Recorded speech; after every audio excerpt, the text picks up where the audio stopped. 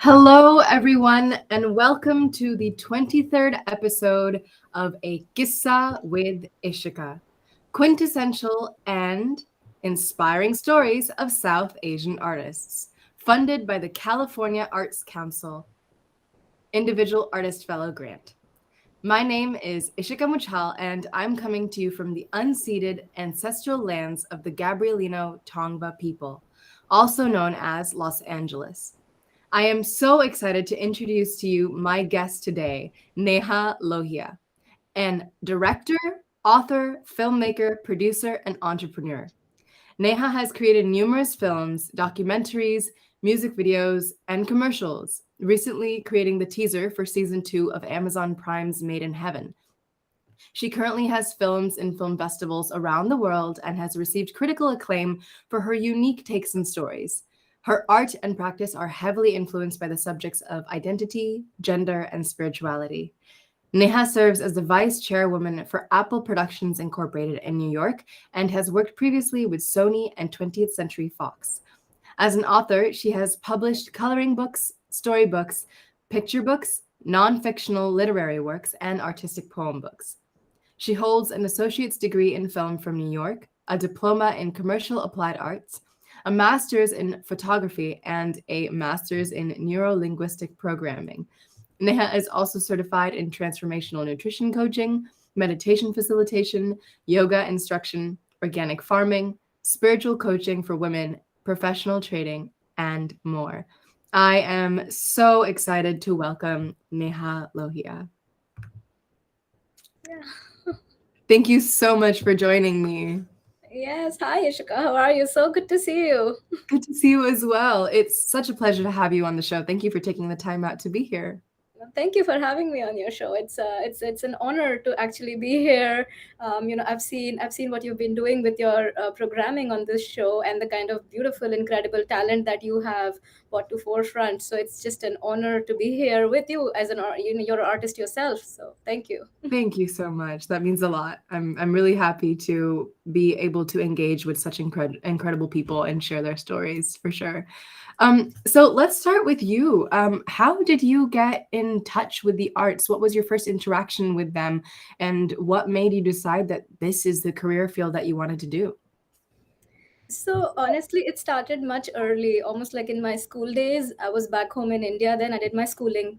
My pretty much my entire schooling has happened in India. And Mhm. I remember I was like must be 9 or 10 year old or something, and I did my first art project, and it won the national school competition. And then I was like, okay, I made another one, and there was this brand in India called Camlin Uh-huh. crayons. I don't know if you ever heard of it. Yeah, yeah. Back in the day, they used to have like these little crayon boxes, and in that there was this little coupon which said, "Okay, participate for national awards." So I had won a school level award, and I wanted to participate for national. So I made another painting, and I told my dad, "Dad, I want to, submit this. Um, Mhm. and can you go with me to the post office to submit this?" And my dad was busy with something at that time. I haven't shared this story, and it's a very personal one. And he said, "Okay, get ready." I was like 9 or 10. I got dressed and we walked, Mhm. and I thought we walked past the post office, and I wasn't sure where my dad was taking me. And I thought that maybe he has some errands to run before we start Mhm. the post office or whatever. He took me to a bus stop, and he took me in a bus, and I was like, I was a little child at back in those days, like going on a bus Yeah. ride with your father. I was like, yes, I'm excited. And of course, I was like, when is my entry going? When is my entry going? And Right. on the ride, I fell asleep. I think it was 1 hour or something. I fell asleep. I Uh-huh. was a little child.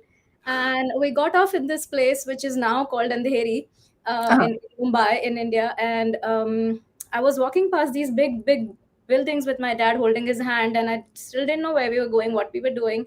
He took us to an office, and he said, "Can I see the manager to the receptionist?" And little did I understand we were in the office of Camlin Crayons. And Wow. He called the manager and he said, my little daughter has made a painting, Yeah. and I wanted to bring it to you directly rather than putting it in post. And Yeah. and the manager gave me like this. I was shocked and stunned, and the manager gave me like this big goodie bag of like presents and crayon kits and everything. And he put my painting on that pin-up board in the Camlin office. And my father Wow. like lifted me up and he said, "See, this is your award. This is what you did it for." Ah, And I that's just broke really down in sweet. tears, and I still remember that day because just that one incident taught me so much about going the extra mile. And that I asked my dad, why did you do this, later on our ride back, and he said, thousands and millions of people will put their entries in the post. If you've done the work, I wanted to take it to the next best level because you gave it your best. So Yeah. it's I learned so much from that lesson that you have to respect your work, you have to go the Mhm. extra mile, and you have to take the less crowded path even if it's effort. so Yeah. so I think that was my beginning into arts. So a big answer for a small question. No, But that's beautiful, and it just goes to say how important it is to have the support of your family, especially in this field, which is so uncertain and at times very unstable and unpredictable. But like to know that you have the backing of your family from such a young age is such a powerful thing. So thank you for sharing that. yeah, it meant so much for me, and it gave me wings at that time to sort of Yeah. say, okay, if I create, dad will take care, or somebody, universe will come Yeah. in some form and take it to its fruition. Yeah, and after that I wrote a lot of theater. Like in school there were theaters, so I used to Mhm. write theater, and I would take up the role of like a tree or a log or Yeah. something static which doesn't have to act but which can observe everything from the back what's happening. So I used to write those theater plays. And Mhm. yeah, so that's how my journey into storytelling sort of started. Wow. And did you initially decide to pursue it as a career, or did you major in something else and then transition? Honestly, I did not even know how these creative arts are made. Again, I'll give you an example of back in the day. Back when I grew up in India, we didn't have so many facilities in terms of theaters, access to content, Netflix, Amazon's didn't exist then. And Mhm. we had this thing between me and my little brother that once a month my parents would bring us a VHS tape from the tape library, and they would show us Mhm. one international film. And it was Wow. always be films like Honey, I Shrunk the Kid, Honey, I Blew Up the Kid, and those kind of, Matildas and all those kind of projects. And we, Yeah. both of us were like, wow, this is a fantastic world. And, how do they do this? What do they eat? What do they think? How do they Right. come up with these?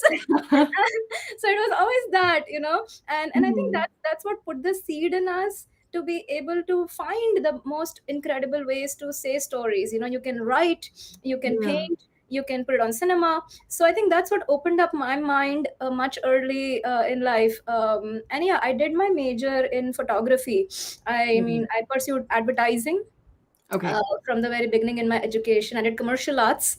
Commercial Mhm. arts is another form of fine art. So fine art is basically just artistic art, but this is art that sells. It helps to Yeah. sell a product, a service, or some Yeah. sort of a thing. So I got into commercial arts, and because I had great communication skills from the beginning, I noticed that as a skill that I had, and advertising got me a scholarship to get into one of India's biggest ad agency. I started working in Lolintas, uh, Okay. which Nice. was helmed by Balki sir at that time. And Yeah. yeah, so it was a great start for me. And I know Lintas, when I was there, in few months of my joining, they were starting a department called Lintertainment, which Uh-huh. was to find ways to market and advertise films. It was a very unique concept back in the day, and they asked me, Right. "Will I like to join that team?" And I was like, "Hell yes, heaven yes!" Yeah. Amazing. I jumped in, and I remember my first project was Sajid Nadiadwala and Priyanka Chopra's "Mujhse Shaadi Karoge." Yeah. Oh, wow. Wow. Yeah, What a throwback. Yeah. Amazing. yeah. So from what you've been saying, you're already involved in so many mediums, and just like from your bio and like reading more about your work, you're such a multifaceted artist and content creator. So I'm just curious, what draws you to each of the mediums that you use? Honestly, Ishika, I always feel that the idea chooses the creator. Mm. it's never I who come up with the idea. I always feel the idea is much Mhm. larger than us creators, and the idea chooses you. So when an idea chooses you to birth itself into the world, I think Mm. along with it also comes these things of, okay, this is my toolkit. I have a pen, I have a brush, I have a camera. Which Yeah. one? Which one would do justice, maximum justice to say this? And then I go with my intuitive gut call, saying, okay, I think it's a poem, or I think Right. it's an art piece. I mean, of course, I'm always tempted to pick up the camera because that is my Yeah. my holy grail, my go-to. Mhm. But yeah, I always give myself the benefit of saying, okay, if this was a poem, how would it be? Or if this was an art piece, how would it be? If this was, Mhm. how could you say it in another way or fashion? And that always ends up opening up my own bank of understanding the depth of the idea, and Sure. Yeah. and realizing the fact that why it came to me, like why it wanted to birth Mhm. through me, because something, it teaches me something. It teaches me which medium could have done what more, because we Yeah. are always bound by limitations. We think that, okay, there's only this much you can do within this parameter, but you suddenly realize that, oh, you can blur boundaries. You can Mhm. blur all the boundaries. Now see, with the advent of AI, with the advent of so many new technologies that are coming in, it's just expanded our world so much more, where that, okay, today if I have an idea, I have these many more tools ready with me to say it in Yeah. the most inspiring way. So Right. I think that's how I go about it. uh, Yeah, that's really beautiful. I've heard this saying that like an artist is like a creator, but like the medium is like a vessel through which they tell the story. So it's almost like the vessel is choosing you. I love how you put that. yeah, I'm not yeah, sure if the I'm less phrasing you that right, but interfere. I've always seen this, every time I interfere, and this is a mhm. spiritual practice again, right? Because creating art is like being in a relationship with the divine creator in that sense. And any piece of art that you create, the minute you interfere, but like how in a relationship, right, the minute you interfere with your ego, or with like, I can do this, is when Yeah. everything goes kaput. But the minute you are in that allowance, that beautiful flow, oh my Mm. god, what comes out is like phenomenal. Even you couldn't have imagined that, wow, something like this was like waiting behind that rock, that sculpture was hidden in the rock. Right. Oh, yeah, that beautiful story of the Yes, car. Yeah, yes. amazing. So can you take us backstage, I guess, or behind the scenes of what a typical day for you looks like on set or when you're working on a commercial or a film or anything that you'd like to share about Sure. what typical day In looks fact, I'd like to take you in person one day. Maybe we'll do a live where I'll take you on one of my live sets. We just filmed like? something Sure. like a week and a half ago here in New York at Bravo Studios. So yeah, a typical day starts with making sure that everybody arrives on time. We have like formats. We have call sheets. We have Right. a format. So we make sure that everybody knows what they're doing. Everybody gathers up. I always start my um, any filming day with a prayer. Coming from Mm. the Indian roots, I always like start with a prayer to make sure there are no obstacles, no problems. Each one knows their job. I do introductions. That's something that I like to do, so that even if Okay. it's for the first time you're meeting that person, just the fact that they put their energy there, they put their Yeah. voice out, they put their name out, just makes me believe that, okay, everybody's doing their job. I don't need to even interfere. We have experts here handling the whole Right. show. And so it starts with all of that. We get into sort of dummy rehearsals once again with the actors, making sure the HMU, Mhm. hair and makeup, costumes, Right. everything's taken care of. Every department does their bit. As a director, I am more like a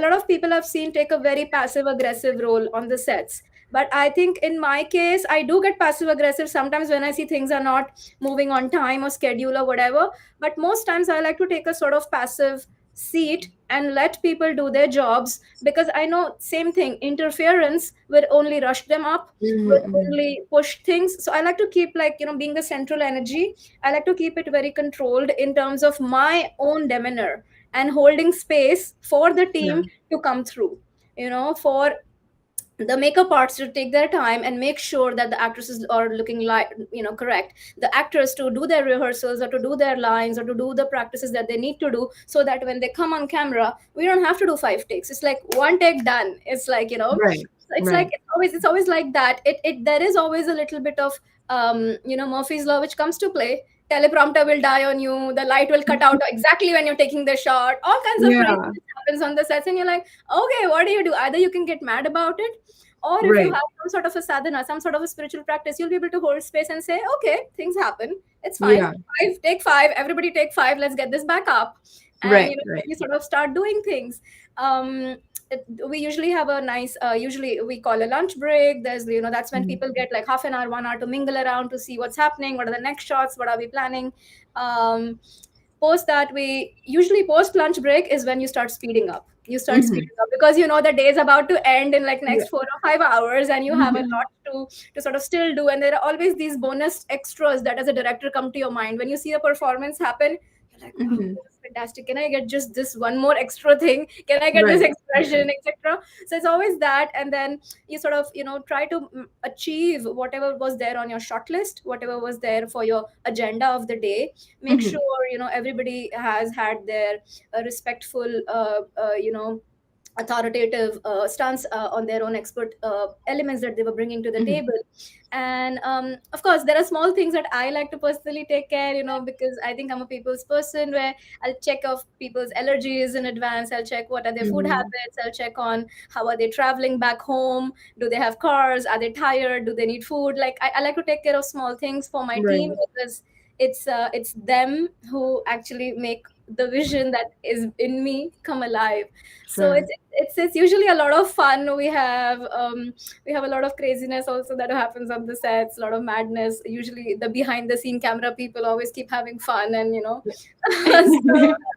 so it's always fun. Like Yeah.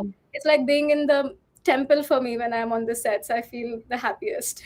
Yeah, that's beautiful. I think you touched on two really important things that I just wanted to like highlight in that it's so important, like you're saying, to be so fluid when you're actually on the set because um like you can only plan so much, but then when you're actually doing the thing, like you said, Murphy's Law and just like the human aspect of it, people Yeah, are things are going to happen it and also touching on how you explained how many things fall under the director's like purview. You're doing so much on set, and I think that's such an underrated thing about like the amount of work and the amount of like talent and skill it takes to do that. So thank you for sharing what that looks like on like a daily basis for you.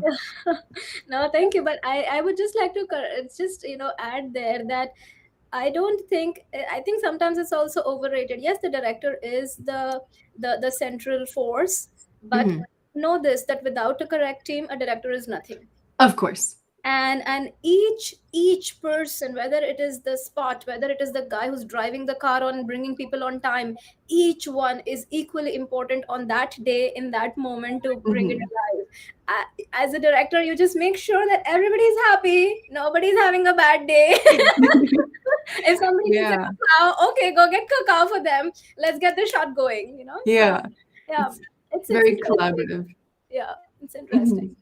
Yeah. So when we were chatting earlier, you had talked about you used the phrase an iron fist in a velvet glove to describe the way that you tell stories or like the types of messages that you like to share. Can you talk more about that and what inspires you to choose the stories that you want to tell?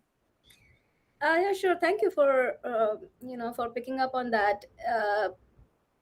When I say iron fist in a velvet glove, it doesn't come from the space of war. It doesn't come from the space of hitting or beating or punishing, but it Hmm. comes from the fact that we don't live in a perfect society. We Hmm. don't live in a perfect world. We don't have perfect families. We all have dysfunctionality in so many aspects of our lives, which we keep hiding in some way or the other in our ways to survive. That's our survival Hmm. mechanism. But just like the ostrich syndrome, you hide your face under the mud doesn't mean that something's not going to come hit you. It's Yeah. there. And sometimes what it takes is to look at the problem head on. Yes, you can put your rosy colored sunglasses on and still look at the problem and deal with it, but you cannot run away or hide from it. Like today, what's Mm. happening in the world with the wars breaking out, with the things happening all over, all around us, we cannot put a blind eye to it. It's Mm. happening and it's affecting the collective, Yeah. so and it does trickle down into your creation. It does trickle down into your songs, into your cry, into your poem, into your Mm. film frame. It will trickle down because it is the energy of the moment that you are Right. present in at the moment. So when I say Mhm. iron fist in a velvet glove, I mean that yes, I will powder coat it, I will cushion it, because that's what you want to accept it as, and I don't want to be hard on you. But I do want to bring the hard facts that certain things are ignored, certain things need your attention, love, compassion, or Right. whatever that call to action is in that sense. So I want to bring that call to action to the forefront in some way or the other through all of the work that I do, because I think that's the only way we rise in our consciousness. There is no other way. Mm. Absolutely. And yeah, it's like a human empathy that everything around us will seep into the human collective experience. So I totally understand that. Just making whatever your message is, I guess, not palatable, but like something that's receivable and that's something that people are willing to engage with. I'm saying even if it is political, even if it is Mhm. relational. Today, I went for a film festival here in New York. I was invited at the UN, and it was by the Iranian women who were Mhm. revolting against the Jan Zihad Zindagi campaign, and they made some films which were, I mean, in the pit of my stomach, I was like, oh my god, I cannot stay without crying. So to see Yeah. the brutality, because these are stories told by women of what's Yeah. happened to them, and I'm like, yeah, these stories are relevant. Like, yes, while I can sing and dance on the slapstick humors, and I can sing and Yeah. dance on the various shows, which is also needed for my sanity, but I cannot completely ignore this, because this is happening to my own sisters. This is Yeah. happening to my counterpart in another part of the world. And until it happens in our own house, we sometimes don't realize how much the bleeding hurts. Right. But the fact that you can sometimes reflect and see and say, okay, as a conscious filmmaker, as a conscious creator, maybe this is my way to rebel. Maybe this is Mm. my way to say that, look, while all of this is happening, can we put some attention to something that's ignored in the society, or some Yeah. aspect of women, of food, of hunger, of children, of whatever it is, whatever it is. Sometimes it's very Mhm. simple, like a relational thing, a misunderstanding, but it just needs to be brought to light. The minute you bring anything to light, it's like Yeah. the darkness is gone. It's just bring it to light. Absolutely. Yeah, I mean, you said that so perfectly about bringing something to light. And I have this phrase that is literally on my lock screen, that the role of the artist is to make the revolution irresistible. Um, and that speaks so much to what you're saying about the iron fist and the Yeah, velvet glove. thank you. It touches my heart so much right now, that phrase, because it Hmm. is, when you gave me some of the pointers, I was writing down certain points that I wanted to bring forth in this conversation that I have with you. And I was like, yeah, one of the points is that this is a social responsibility. Being an artist, Absolutely. is a social responsibility. While you can express the idea in a million ways, every time an idea is expressed, it will bring out a part of you. It will heal a part of you. And Hmm. whether it comes from a repression, a fear, a sense of healing, it will all be reflective in the art that you create. And Yeah. that will touch all those people who are in that same frequency, same vibrational frequency, to either take a step forward or to fall down further. Hmm. So, yeah, it's a social responsibility, and it is a rebellion. Yeah, definitely, definitely. There was I, this. There was this one last thing I'll just share with you, because Mhm. of the quote that you shared. I was in film school here in New York, and my professor, my film history professor, shared something so incredible with us, and it stayed with me. How during the times of war, during the times of the biggest tragedies in the world, biggest tragedies, film was the medium that sort of brought the lightness, the collective, the whole Mhm. force back again. Film and music, you Right. know like, I don't know if you've seen the latest The One music video, which is doing the rounds right now. I'll send the link to you. Oh my god, I had chills in my whole body when I saw that. It's millions and millions of people talking Yeah. about uniting as a humanity. And I Mhm. think these moments are so crucial, in around that happen, like right now, with so much happening with the wars in Ukraine and Palestine. all over the world in various Yeah. capacities. It's just, I feel it's a social responsibility to make sure that we Yeah. bring some form of healing, some form of light, some form of joy, some form of getting back to your center so you can contribute in a healthy way to the society Mhm. again. Yeah, absolutely. I'm a firm believer in the idea that art shapes culture and culture shapes society. So, I mean, as artists, I love that you said that it's a social responsibility. That is very well put. Yeah. Um, so you were talking about being a conscious artist, being a conscious spiritual artist. Can you tell us more about that? I think, without wanting to just get into labels or descriptions or whatever, but I think it's just, I feel today like I said a little while ago, whatever you express comes from your own inner growth, your own level of consciousness. Today, if I am, for example, sexually repressed, all of my art in some way will carry forward that repression. it Mm, will it will bring forth that repression. If I am spiritually advanced in some form, my art will carry forward that. If I am personally into, say, mantra or some sacred practices or some in-depth wisdom of that life has revealed to me through my own cosmic kicks, right? We all get mhm, cosmic kicks in life. We have heartbreaks, we have divorces, death, name it. We've all have various mhm. kicks, and these cosmic kicks teach us something fundamental about life. And Right. those fundamental truths, sometimes we take them to grow, and sometimes we take them to avoid the pain. Mhm, So all of the art that comes either comes from the growth or the avoidance of anything, I feel. And I mhm. personally tend to double check on myself, saying, knock knock, is it coming from your avoidance of the work that you needed to do, or is it coming from the growth that you have had so far? Mm, And I think that's what is a conscious practice. When I say it's the right. conscious, that's the consciousness where I do a check on myself, saying, where is this coming from in me? Where is this coming from? The space of silence and peace and joy and abundance, or is this coming from scarcity and lack and deprivation? Mm, Because that's what will go out into the world as energy. And sometimes I know I've held back my creations because I was like, no, this came from a space of scarcity, I need to relook at it now. mm. Yeah. So that's what I mean, that to answer your question, that how does conscious creation come about. And I think this is the way that as creators, it is our personal responsibility to make sure where we are in our journey, and to not even try to Mhm, supersede. Sometimes you can read a book and say, okay, this is what this master has said, or this teacher has said, or this author or Shakespeare, or blah blah blah, I'm just going to copy it, put it on chat gpt, reword it, and put it in a new way, calling it mine. yeah. That will be caught in an instance. Yeah. Audience is not mad, because this is an emotional profession. We are in the business. I always say we are in the business of selling emotional relief to people, Mm, or mm, emotional mhm. fulfillment. We are in the business of bringing that emotional fulfillment to people. And in that, people are we are all emotional creatures. The minute you Mhm. say something which is going to be a mushroom in the whole field, it's going to jump out and say, yeah, this one did not, nah, it's not good enough. Nah, this is rubbish. Yeah.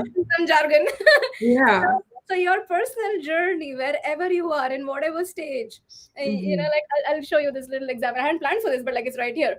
This particular one has bloomed fully. This one is still a bud. So it's like wherever these are in their journey, wherever we are in our own Right. personal journey, is where we will create from. But to Yeah. do a conscious check, saying, okay, am I true to myself in this moment, in my journey, and in whatever I have created and putting it in the world? Am I Mm. authentic and true to wherever I am? And then owning it and saying yes. And then that's I think the way conscious creation comes about. So Yeah. Just for me, that's really, the path I'm still learning. yeah, that's beautiful. Just creating from like a place of really true authenticity of where you are. That's beautiful. Um, can you talk about some of the people that have been inspirations to you? Have there been any filmmakers or content creators, or just generally who has been like a source of inspiration? Oh my god. There's a project that I'm going to do on this. Okay. Hopefully one day. Uh, but like right from the first woman who was into film, Alice Blanchet, uh, the kind of revolution that that woman brought Mm, about. She used to work in a photo studio in mhm, the 1890s or something. She used to work in a photo studio as a secretary, mm. studio secretary, just looking Yeah. at those negatives, looking at the reels, looking at things. She said, I have a story to say. And the kind of things that she did, she started painting on the, she was the first one. She started painting on those black and white negatives to bring Mhm. color to film. Wow.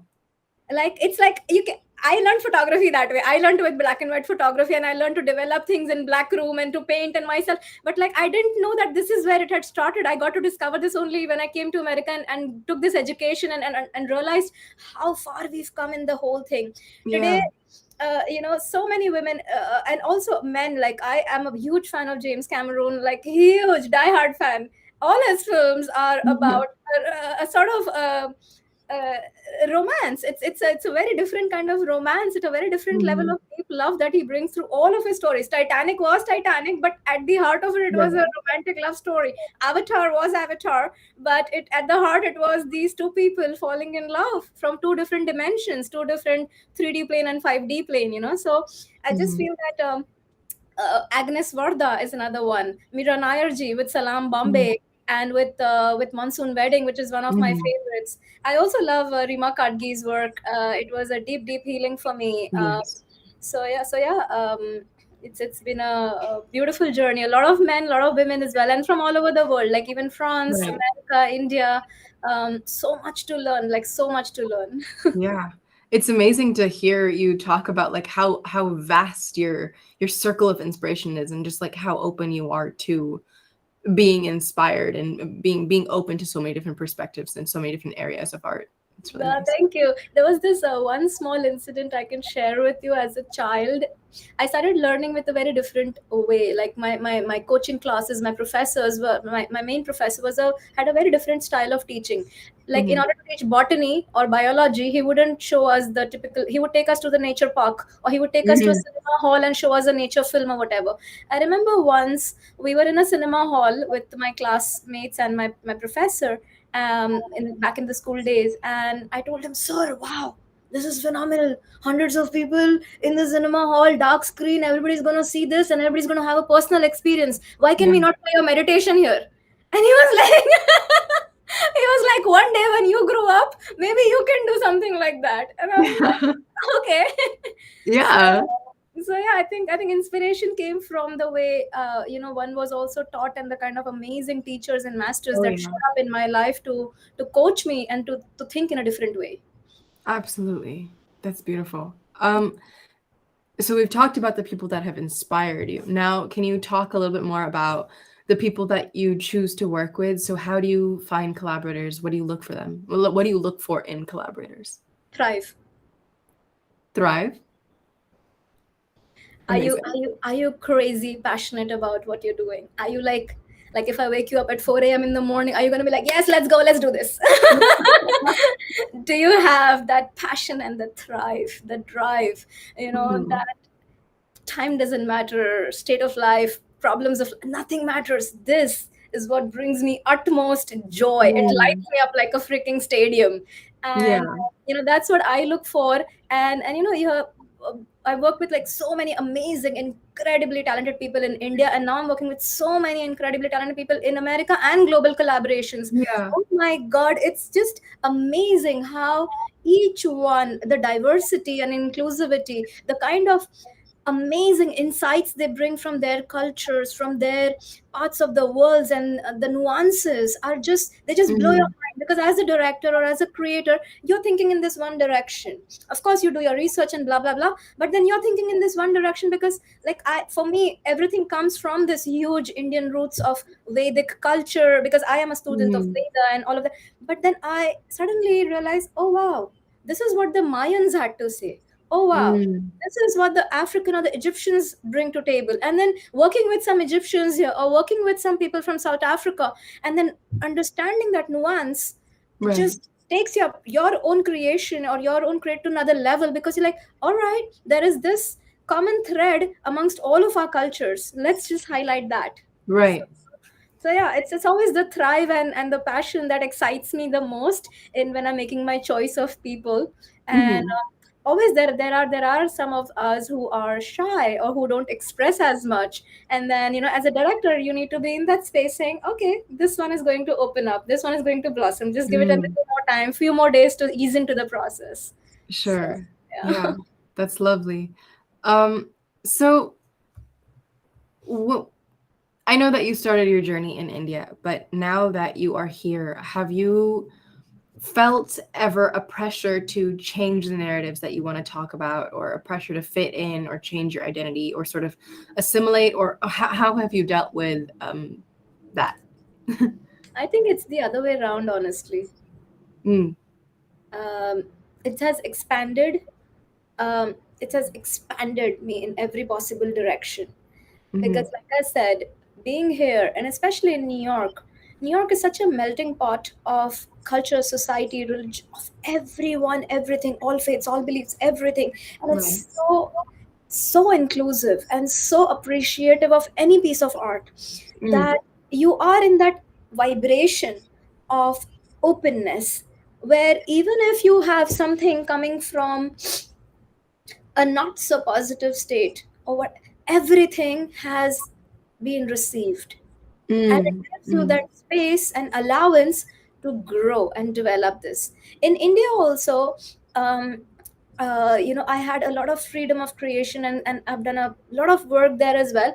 But again, because I was catering to a particular society, a mm, particular um, uh, country, their way of thinking, their way of belief, their faiths, their right. patterns, their challenges, their, right from struggling with food and poverty, and like the kind of things that were encompassing that land, which is Mm-hmm. also full of faith and religion and belief and culture and masters born there and blah blah blah. But at the same time, it also has this real life challenges where the disparity of the society, of the poorest of poor and the richest of the richest coexist. Go to Yeah. Dharavi and go to Bandra, you see like a skyscraper, and then you see like a slum right there. Like, yeah. Right. And you were catering to that society, so you had to talk that particular language only. Mm-hmm. You had to play within that field only. But coming here, that has become my base, my ground root, where I Mm, could cater to both the societies at the same time. I could speak to both the people at the same time. And that gave me such a gift and training when I come here in mm, America to say, okay, now how do I expand it to reach even this person and even this one and even this one and even, right. something of a different gender, color, race, belief, faith. And how do you bring it onto a platform which is an equal platform? Mm-hmm. So it has been a phenomenal learning experience, not easy by any means, not For easy sure. at all. No comfort zone, not easy at all, but so worth it. So worth it. Yeah. And I love that you feel like this sense of, like, I guess you could say, expansion Yeah. here. Um, I think it would be amiss to say that, like, our industry as a whole is equal, because it's far from. And I'm wondering if you have any thoughts about, like, what changes you would like to see in terms of diversifying media. You touch a topic which is close to my heart, but I hope I don't crack and break down. But yeah, I don't know if We will together. It's okay. I'll send you a report, which is the latest UCLA report of. I don't know if you've Mhm. have seen it.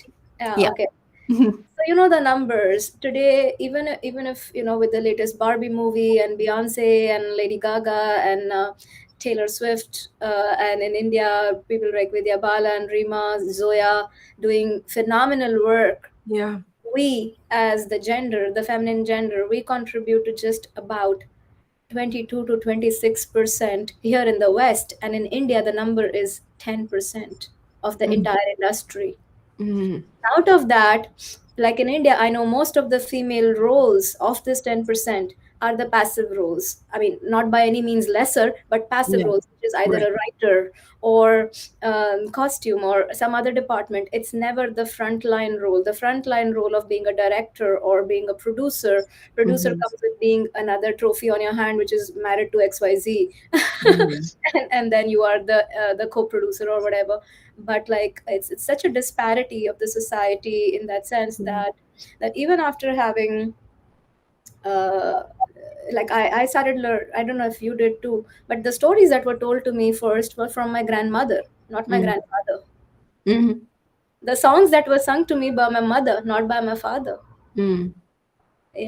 So it's like as women, we have always been artistic in our expression, in our Yeah. storytelling, in bringing children up, in bringing the society up, and we've always done it through stories. We know that craft, Yeah. but the society hasn't embraced that about us. It's like such a male led dominated industry still. Yeah. And I understand the commerce side of it, I understand the technical side of it, I also understand the protective side of it, which I think the men are very protective, that women cannot lift too much weight, they cannot lift these heavy c stands, like I cannot, thanks. But that doesn't stop me to say, okay, this is what this moment means to me, and allow me to express it in a different way. The Yeah. way the way men story tell and the way women story tell are very different. We are all Hmm. emotional creatures. It's like by ignoring this part, by ignoring this dimension, we are actually doing a disservice to society, because Yeah. we are not allowing the feminine expression to teach or to share with the future generations to come, saying, oh, this is how they feel. Today i Right. today I feel in the world, a lot of what's happening, and maybe I'm talking bigger than my boots, but I want to take the risk, and I want to do this because you're giving me the platform to do that today what's happening in the world, you see so much of the masculine gaze, the masculine run, and I have no problems. I mean, I love the male support. It's so important to have that from time to time, but it's not everything. People forget that they were also birthed by women.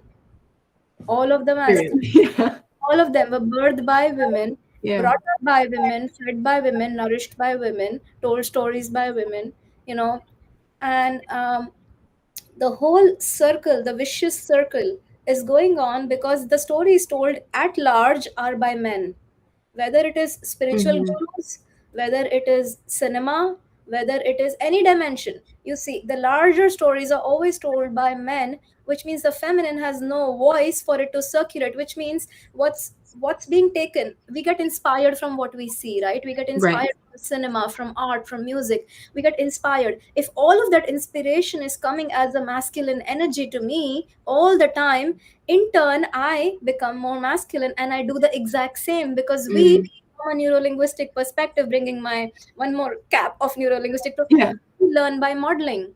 What am I Hmm. modeling? I am modeling the same masculine gaze because that is what is being shown to me. I'm modeling the Yeah. same thing, and I'm doing that to further discriminate the women, to further abuse the women, to further downplay them. So it's like a vicious circle, and then we keep crying, oh, nothing is healing in the society, oh, nothing is changing in the society. God damn it, look at this vicious circle you've created. Jump out of the circle. Right. Right. That wheel of spokes, and you don't realize that you're in that center you're the center of that. Just move, things will Hmm. change automatically. But I am also very grateful that it is happening, even if it is at a slow pace. It is happening. Today I am Hmm. speaking to a woman on this show. I couldn't have imagined this 10 years or 20 years ago. Mm. There was like very few, like Oprah, Simi Grewal, very few of them who were doing this. But today you see more and more women coming forward and saying, Yeah. okay, our voices need to be heard. How do we create a platform? How do we start something new? And I think that's the way, where it's not a rebellion, but it's almost like red tents. Back in the day, Hmm. women used to have red tents where they would share things. So it's almost Yeah. like our own little tents happening where we are starting these conversations. And Right. I think this is the beginning of everything, where conversations have to start. But in order to for change to come to a larger ground, I think commitment is required. Commitment towards inclusivity, Hmm. investing in education, educating the women. If they don't Mhm. understand the craft, educate them. Why do they not understand the craft? It tells me more about you than anyone else. You did not teach them the craft. Yeah.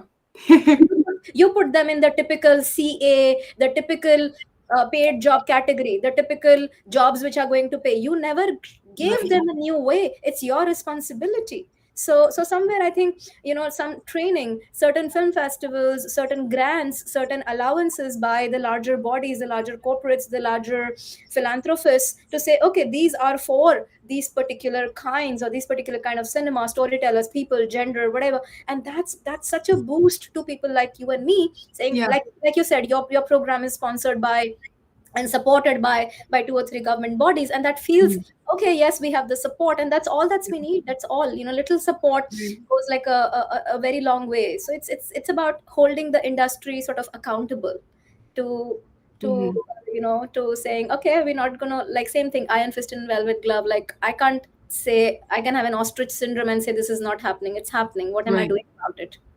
Yeah. So yeah. Wow, Neha, I want to frame everything you just said and put it on my wall because yes, absolutely yes. I mean, like you're saying, it gets so exhausting living in this like vicious circle of like knowing that you were constantly living in a world written by a man or like written for a man or written through the male gaze. And what you were saying with like the UCLA study, I had written an article about like the lack of representation for women and people of color in the film industry based on the USC Annenberg study and the UCLA study a couple years ago. And it's like the funding isn't there, the support isn't there, the financial support, the emotional support, just like the support of like belief that a woman can do this. I mean, it took so many years for a single female director to be nominated, let alone win an Oscar, and still we're receiving like 20% of the amount of budget that men receive to make movies. So Don't I even talk about the pay disparity. Oh my God, it's gonna blow my lid. And I'm like, seriously, you want me to do that in that budget? Like, yeah. seriously? Like, go take a flying F. Yeah. No, but I'm so glad you're saying this because like you're saying, this could open like my top right now. But but yeah, it's so important that these issues are called out and like and named because I think we're so used to just like letting it happen because we don't realize like how much the patriarchy and like the male gaze has infiltrated our culture and our society and our industry.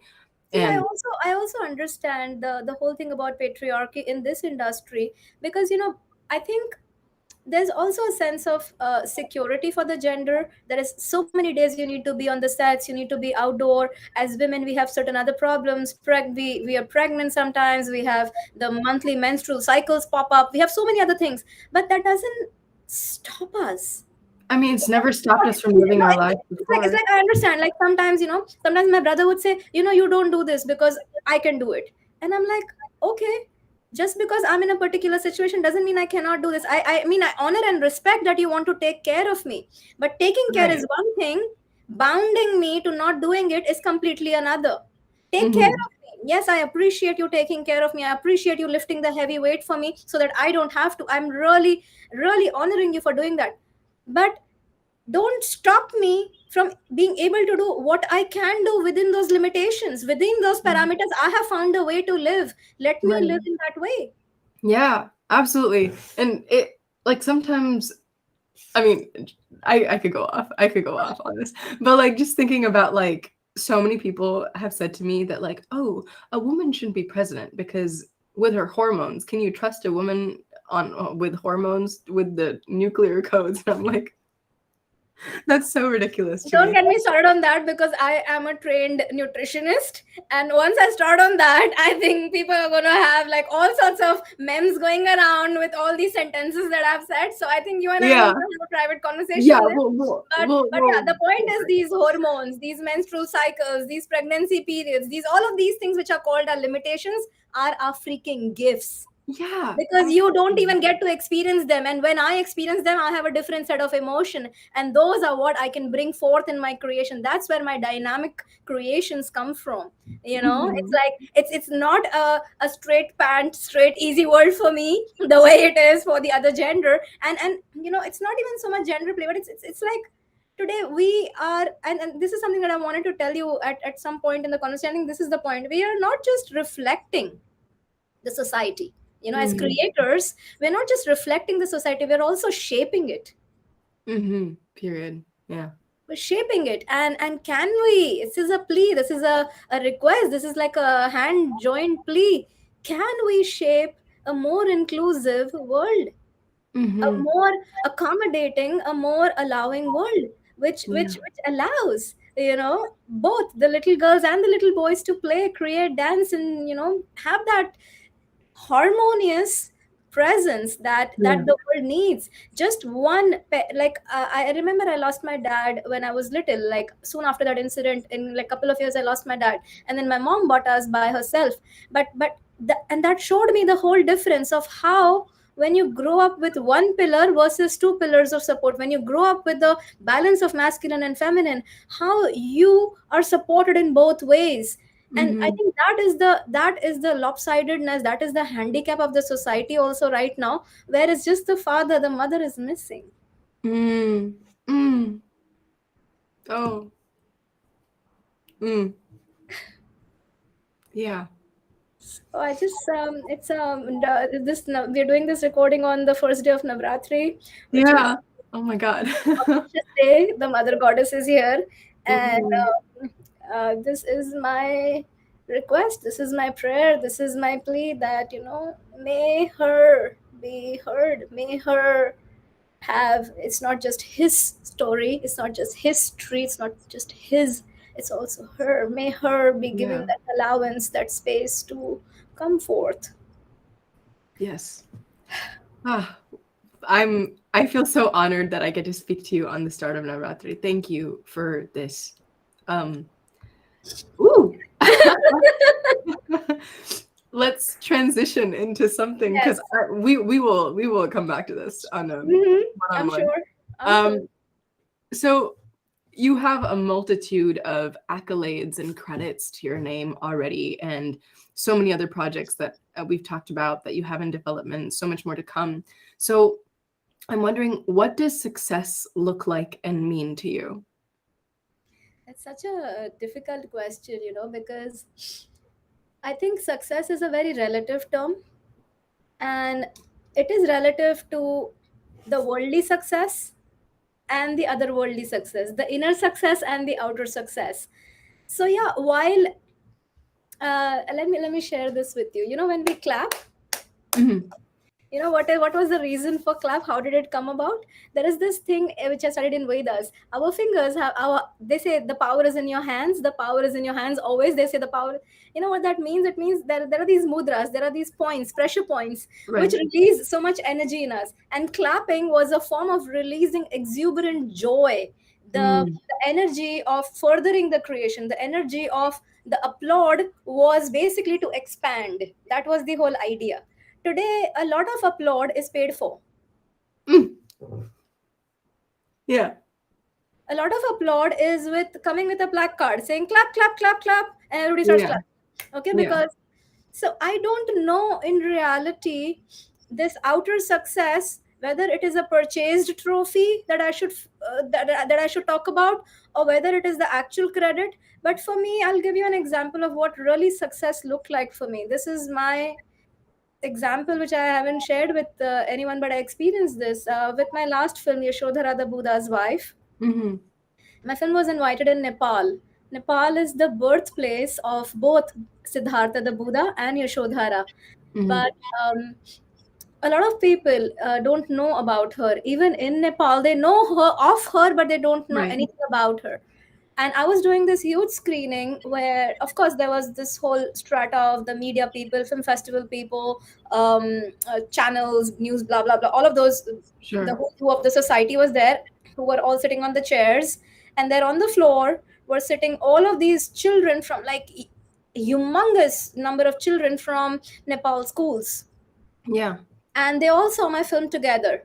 And after the film got over, as usual, everybody wants to meet the director and talk and blah blah blah. So there was this huge line of people waiting to meet me and greet me and talk to me, and I was meeting everyone and taking in their feedback and response. Like far at like after like 18-20 people, there was this little girl, 9-year-old girl. She 9 or 10, I think. She was in the queue and she came and she spoke to me and she said, ma'am, we've been taught so much about the Buddha in our entire curriculum, but there is nothing on Yashodhara, literally nothing, Mm. except for one fleeting mention that she was his wife at one point. That's it. And she said that this year, my school project, my annual thesis is going to be on Yashodhara. And for me, I literally broke down and I'm tearing up again. Sorry, I'm a little emotional No. because for me, it was like, yes, a seed is planted.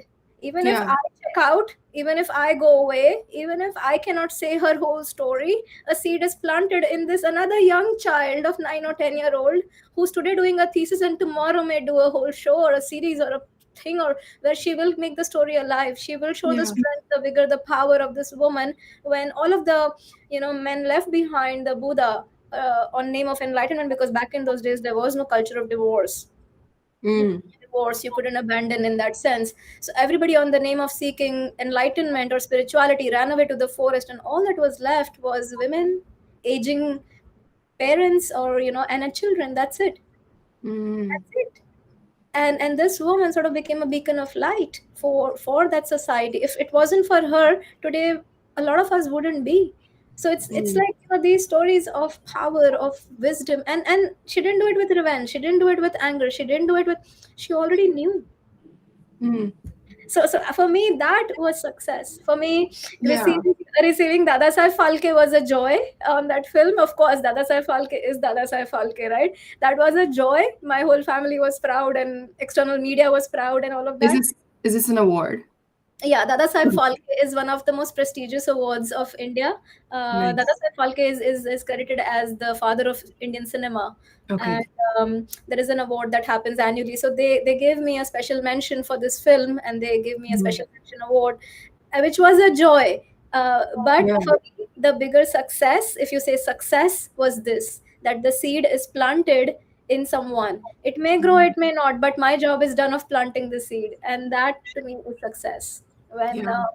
when your creation can touch somebody's heart in deeper ways. Also, for the same film, when we did the premiere here in New York, at Queens World Film Festival last year, I had invited people from all different stratas of society and cultures and blah. And there was this huge group of people from the Nepalese New York community, and the president was here. He came to the mic, and afterwards on the stage, and then he told me that it is for the first time that our daughter's story is told. We are so proud. Mm. Yeah. And these are what mean success to me, honestly. Yeah. That's really, really beautiful. Thank you for sharing that. Thank you for Yeah. asking. What advice would you have for someone who is aspiring to be a filmmaker or an artist or a content creator, however they want to label themselves? What advice would you have for them? I'm gonna go my strategy: iron fist in a velvet glove. Don't do it for the glamour. Don't do it for the money. Don't do it for all the frill and thrill around. Do it if you truly have a story to say. Do it if you're really Mm. passionate about it. Do it as a responsible creator.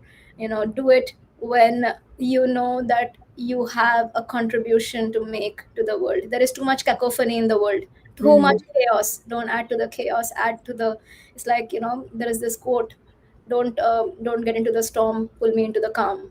Let your work Mm. pull people into the calm. There is enough storm already. And by Mm. that, I'm not saying, um, you know if you have slapstick humor, if you have horror, if you have comedy, if you have dark comedy, if you have sci-fi, blah blah blah. I'm not talking about any of that. I'm just saying that, are you a true authentic creator who's doing it for the sake of creation, or are you doing it for the sake of glam, fame, money, name, actress, blah blah blah blah blah, all of those things. Mm. Just be very clear of your end intention, end game. Where are you coming from? And Mhm. if you're coming from this space, don't come in, don't come in, don't come in. uh, Mhm. come from this space of, while you will reflect the society, you will also shape it. come from that space. Mm, And that's my 2 cents of advice to you. There is this quote that I say sometimes, um, and which I want to refer now with your permission, Ishika. go for it. um, Movies were made by people who loved the craft of storytelling, and hence they made money, they became glamorous, they became famous, all of that happened. Today movies are made by people who love money, Mm, and hence they do nothing. They don't even make the money, they don't have the story, they don't touch my heart, they don't do nothing. And by my, I mean the collective. So it's like, make a movie when you really want to make a movie, say a story, mhm, make content, do something when you truly mean it authentically. Otherwise, don't do that disservice to yourself.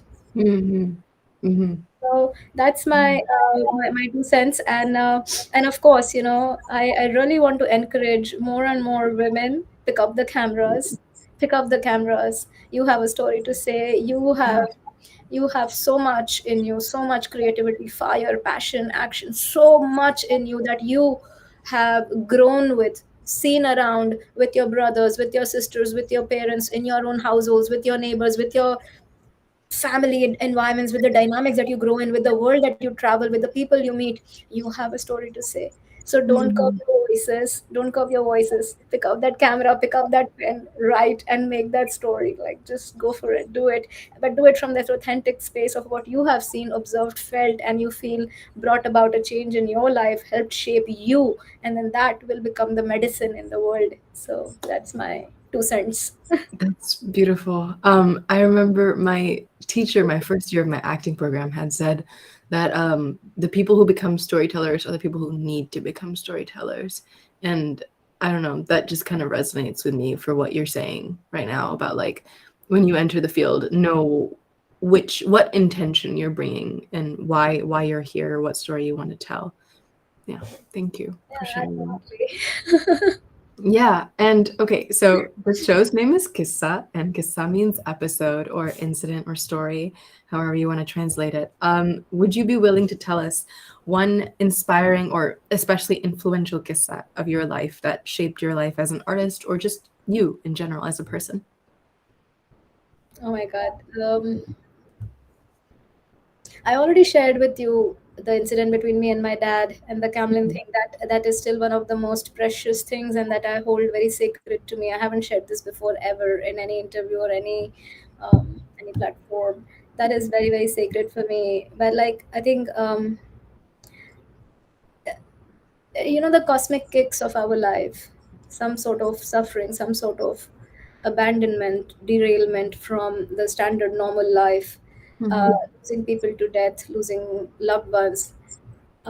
In my life also, I have had such situations, and I think that overcoming from that, using that pain and suffering to transmute mm, into creation, I think that is the most essential aspect of my life, where I have over and over and over again, for me, creativity, whether it is a crayon, whether it's a pencil, whether it's a camera, for me, these tools have helped me overcome my suffering, mm, overcome the derailments that I've had in life, overcome the abandonment, overcome the pain that was inflicted upon me.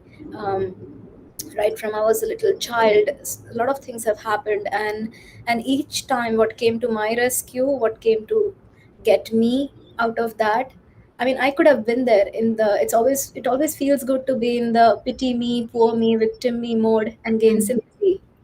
And it always takes a lot of courage or a lot of strength. In fact, it takes all of you to pull yourself from there, saying no, mhm, let me look at another option, let me look at another mhm, way.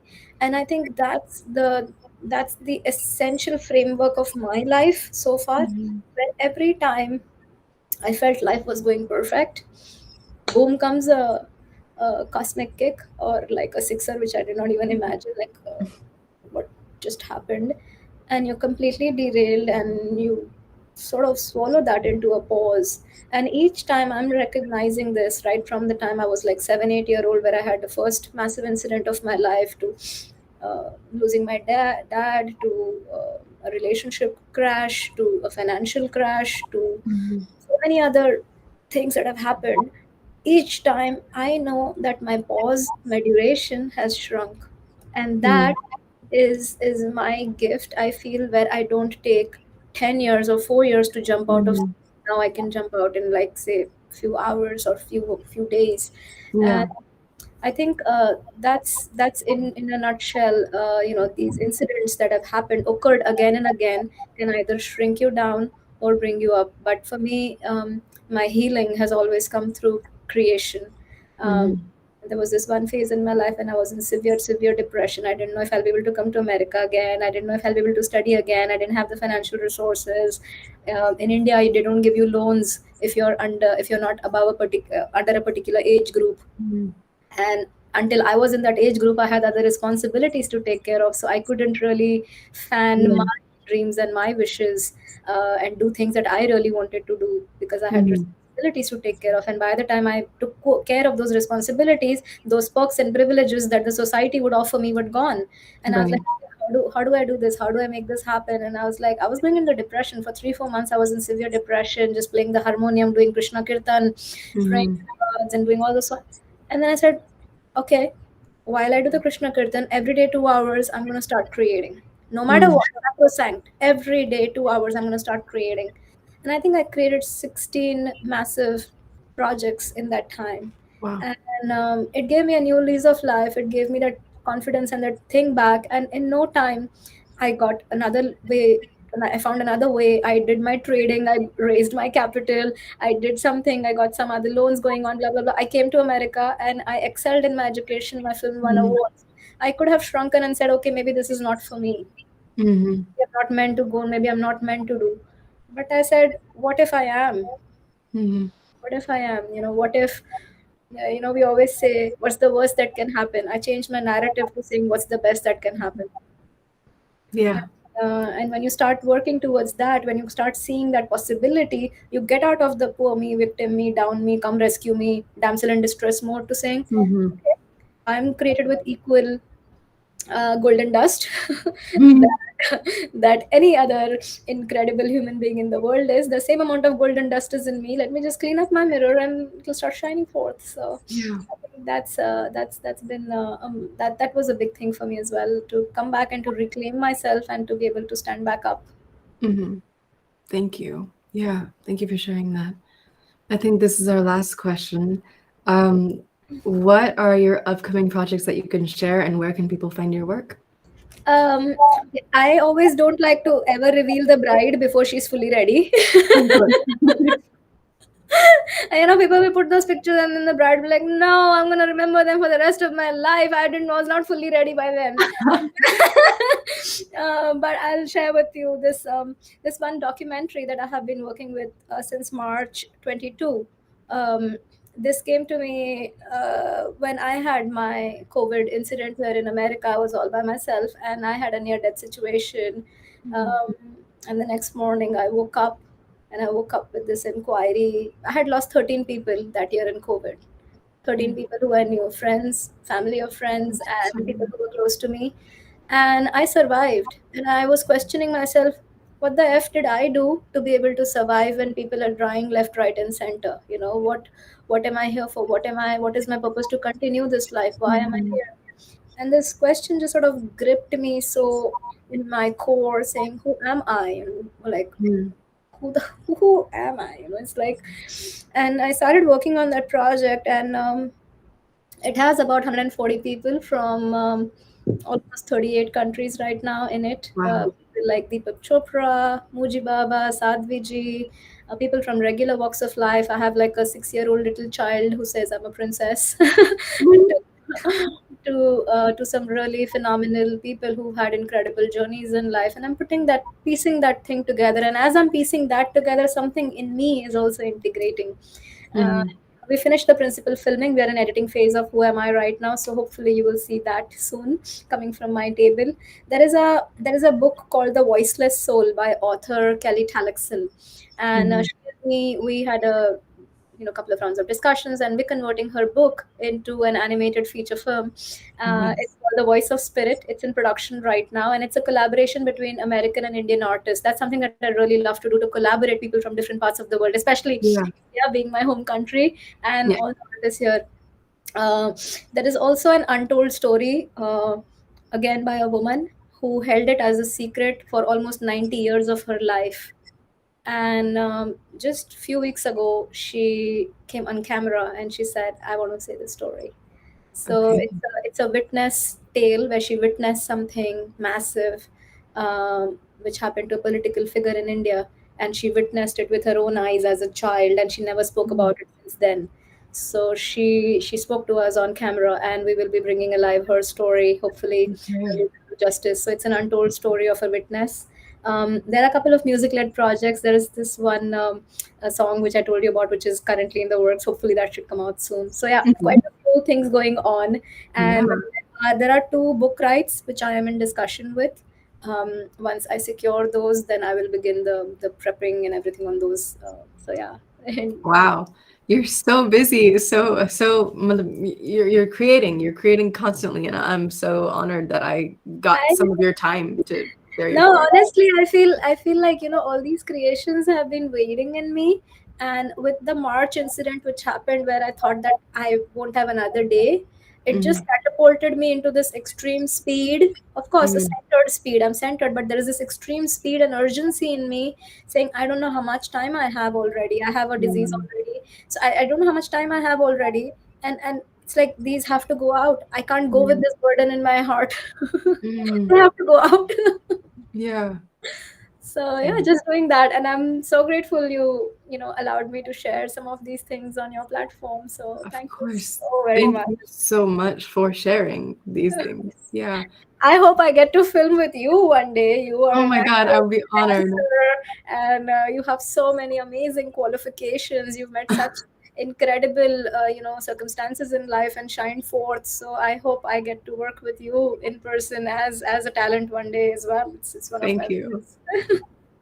I'll come to New York. I'll I'll come to LA. Don't worry. It's just a Okay. few hours. We're just few hours away, sister. Yeah, sounds good. Well, thank you so, so, so much again for taking the time out and for sharing your heart and your art so authentically with me and with everyone on the show. And just, yeah, thank you for taking the time out. And to everyone who is listening, thank you so much for watching.